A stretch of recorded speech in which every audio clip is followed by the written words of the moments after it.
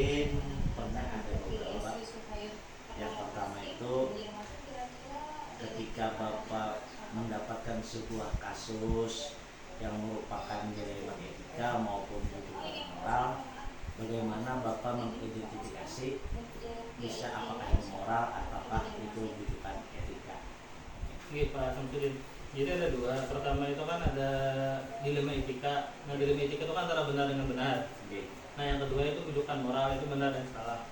Nah kalau di situ ada dua hal yang sama-sama benar, nah itu berarti dilema etika.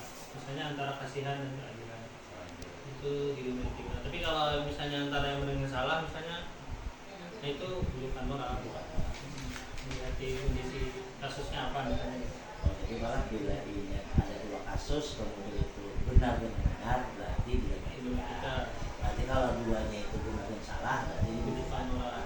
Nah selama ini bagaimana dia menjalankan pengambilan keputusan di sekolah, terutama untuk kasus di mana ada dua kepentingan yang sama, benar atau sama-sama mengandung nilai keadilan. Nah biasanya pertimbangannya pasti kayak ini Pak, pasti seperti ini. Kita melihat dulu permasalahan itu dari berbagai sudut pandang, dari kita selaku pengambil keputusan, dari pihak-pihak yang terlibat. Nah itu yang utamanya itu gak selalu berpihakan kepada sekolah dan murid, utamanya murid. Nah makanya itu yang harus kita berikan dasar dalam mengambil keputusan itu, berpihak kepada murid atau tidak gitu. Karena dalam mengambil keputusan ada tiga bahan pertimbangan. Pertama itu berdasarkan kebajikan atau tidak. Yang kedua yang berdasarkan berpihak pada murid atau tidak. Yang ketiga bisa dipertanggungjawabkan atau tidak. Intinya sih seperti itu.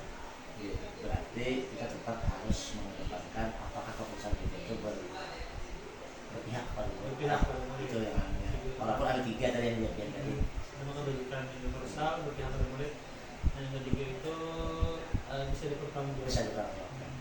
Nah untuk menyentuh ketiga elemen tadi, ya setidaknya salah satu dari tiga tadi, langkah-langkah apa atau prosedur apa yang biasa pihak lakukan? Yang pertama itu pasti mengidentifikasi permasalahannya dulu, kemudian siapa yang terlibat. Nah kemudian permasalahan berdampak ke siapa saja, berdampak ke sekolahnya seperti apa, berdampak ke siswanya seperti apa. Nah yang terakhir ketika harus berhadapan misalnya antara kasihan dengan keadilan, tentu kita harus mengutamakan keadilan. Oh jadi bila ada kasihan dan keadilan yang kita prioritaskan. Walaupun dengan mempertimbangkan kasihannya juga. Jadi ya itu tarikannya berapa persen itu yang mungkin yang menentukan keputusan malah. Hal-hal apa yang selama ini yang anggap efektif dalam pengambilan keputusan pada kasus-kasus yang dilema etika?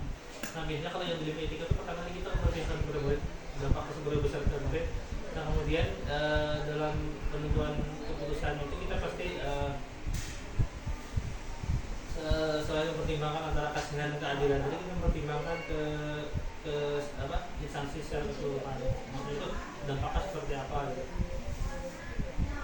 Jadi jangan sampai pada keputusan itu hanya untuk sepihak saja, artinya awal dipertanggungjawabkan dan yang penting.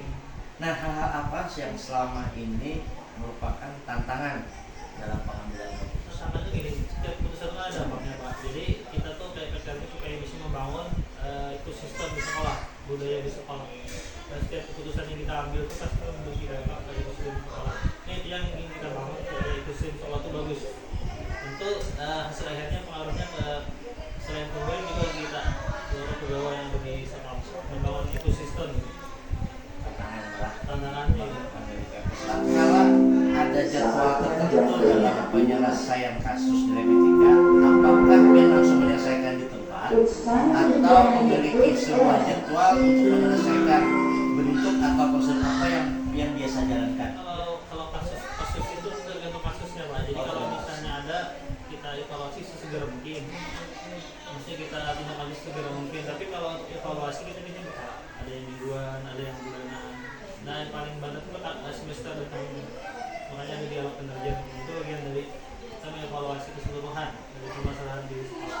Artinya kesimpulannya kalau berdasarkan jadwal, karena kalau dijadwalkan banget, artinya kalau situasional aja, tapi ada yang berkala malah ya, evaluasi berkala ya. Bulanan tahunan. Nah, ada tidak seseorang atau faktor-faktor yang selama ini yang mempermudah pian atau membantu pian dalam pengambilan keputusan? Tim, nah, jadi kita di sekolah ini kan organisasi, jadi dalam tim itu tidak hanya kepala sekolah, tidak hanya pemimpin tertinggi di sekolah, tetapi tim. Jadi setiap tim itu melaksanakan tugasnya masing-masing. Ini yang mengelola ini, misalnya masing-masing tim itu bertanggung jawab terhadap apa yang dikelolanya. Tapi ketika misalnya di sana tidak sesuai dengan yang kita harapkan, tentu ada evaluasi kita ke anggota timnya. Oh, ini berarti harus ditambahin di sini atau dikurangi di sini. Nah, itu yang perlu kita ya evaluasi tadi. Tim, intinya itu tim. Tapi yang siapa yang terlibat, satu tim yang banyak mengambil guru, satu tim yang langsung dibawa kepala sekolah. Misalnya ada wakil kepala sekolah atau kurikulum, siswaan, sarana. Nah, baru ke bawahnya kan ada, kalau wali kelas itu di bawahnya siswaan atau di bawahnya masing-masing tim. Jadi semacam kayak sistem itu malah. Sistem, karena memang di organisasi itu kan intinya itu kan ada yang tim.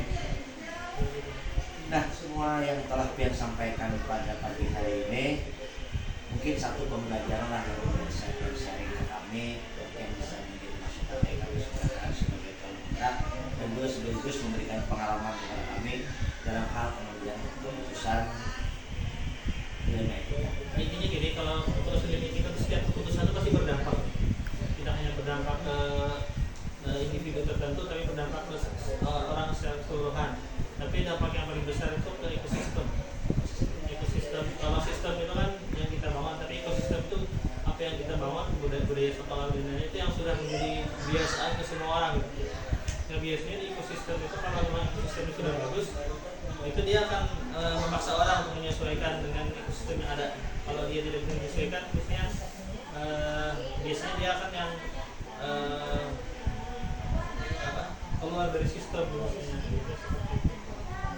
Mungkin itu Pak Haji Kaswanwar, Kepala SMA Bawang. Terima kasih atas waktunya. Semua informasi yang dia berikan kepada kami ini tentu menjadi pelajaran berharga bagi kami sebagai modal dasar kami nantinya belajar mengambil keputusan. Itu tentunya mohon doa dan dukungannya semoga